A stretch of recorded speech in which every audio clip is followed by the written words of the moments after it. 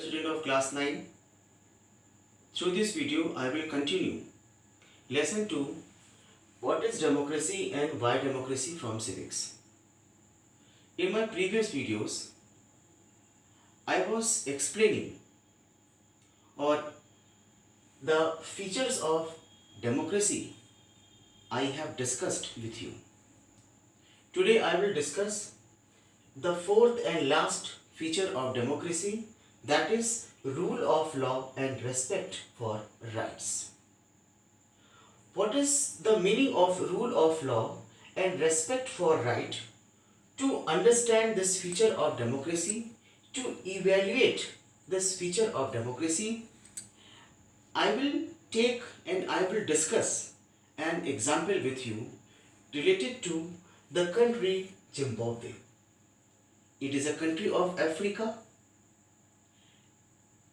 and this country of Africa got independence in the year of 1980. Student, Zimbabwe, where we find the multi-party system.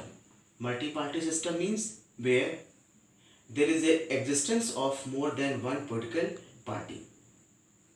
But after the independence, only one political party was getting or was winning election continuously, and that political party name was ZANU-PF, and the leader of this political party was Robert Mugabe. He was very renowned personality of Zimbabwe, and he did lots of struggle for the independence of Zimbabwe.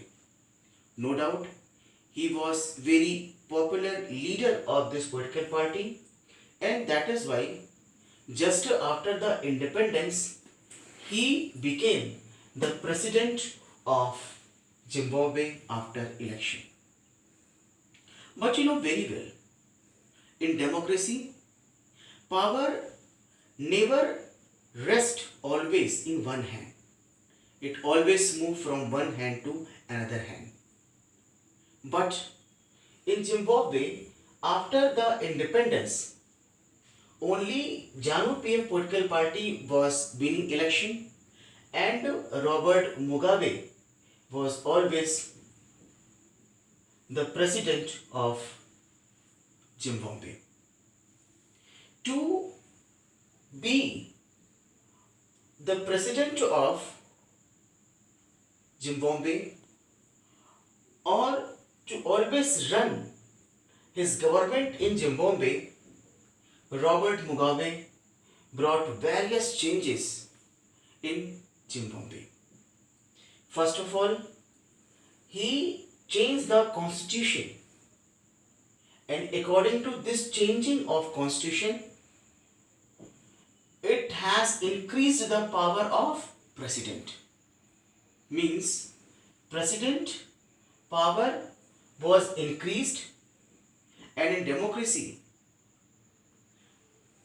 each and every one will be observed by others. But in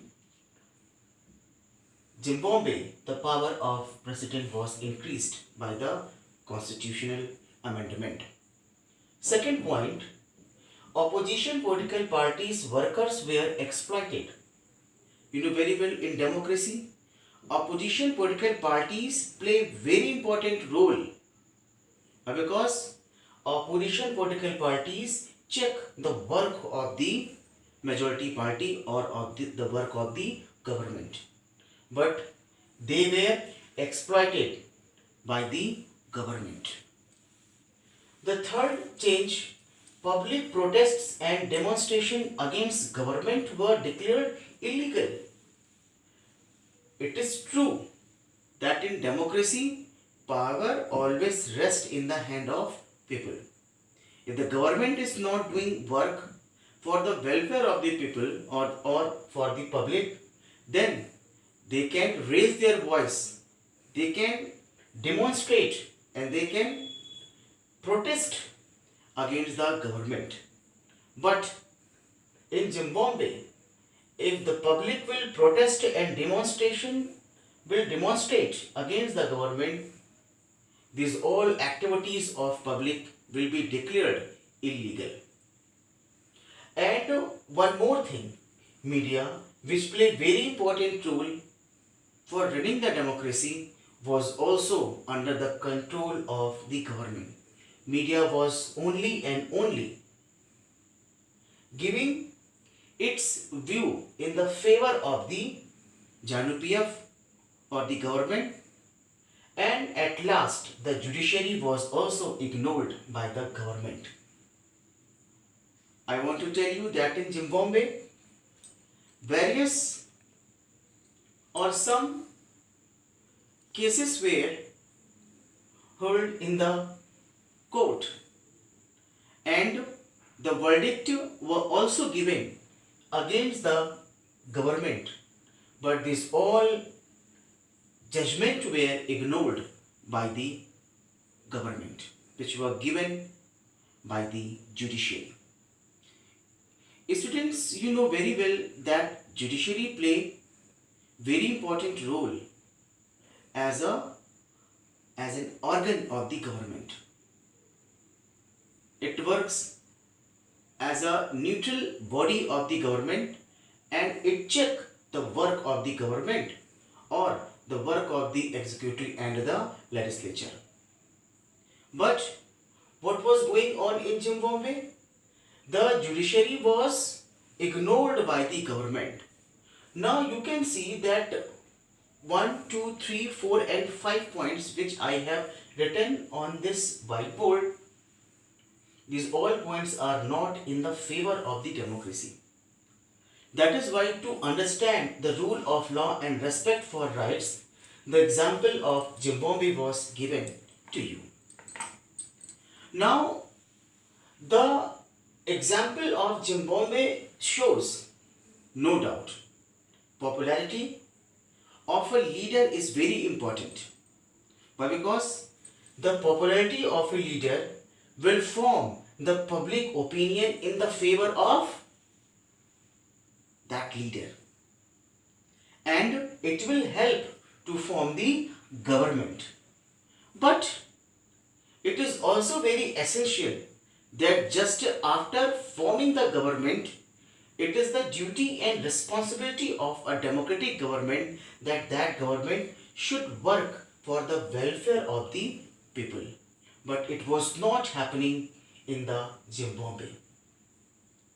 It is very essential to run with the true form of democracy. The government should respect some basic rights of the citizen. Means the citizen should be free to express themselves. The citizens can form their association for their protection, for the rights of their protection. And one more thing is that the political parties, especially the opposition political party should free to express themselves in a democracy, and judiciary should work not under the government. Now, here you can understand that if we discuss all these points in the light of the example of Zimbabwe, then we find a democratic government just after the election should work, but it doesn't mean that whatever a government wants to do work, they can. No. It is very essential that that democratic government should know their limits, and that limits will be described or defined by some or set by rules and regulation and law that should be under the constitution. That is why, according to this explanation, we can describe the fourth and last very important features of democracy are democratic government, rules within limits set by constitutional law and citizens' right. You know very well that in democracy, especially in India, India is also running with democracy, we have fundamental rights, and these rights are protected by the judiciary, and these rights are written or set by the constitution. And it is also written that if a democratic government is not running by the constitution or is not running by the laws and it not working or exploiting the citizens' right, then it is not the true democratic government. That is why it is very essential that a democratic government rules within limit set by constitutional law and citizens' rights. After this explanation, I will revise the four important features of democracy. The first feature was final decision should be taken by the elected rulers or the representative which are elected by the people. Second feature, free and fair election. Third feature, equal value for all. And fourth feature, rule of law and respect for rights. These are the important features of the democracy, and after understanding this all features of democracy, now we can distinguish between the democracy and non-democracy, or we can distinguish the governments, a democratic government and a non-democratic government. That is why, according to this particular explanation, I will ask you two questions. First, distinguish between democratic and non-democratic government, and second question, discuss the various features of democracy which I have written and which I have discussed in my videos. I hope you will write the answer. Thank you very much.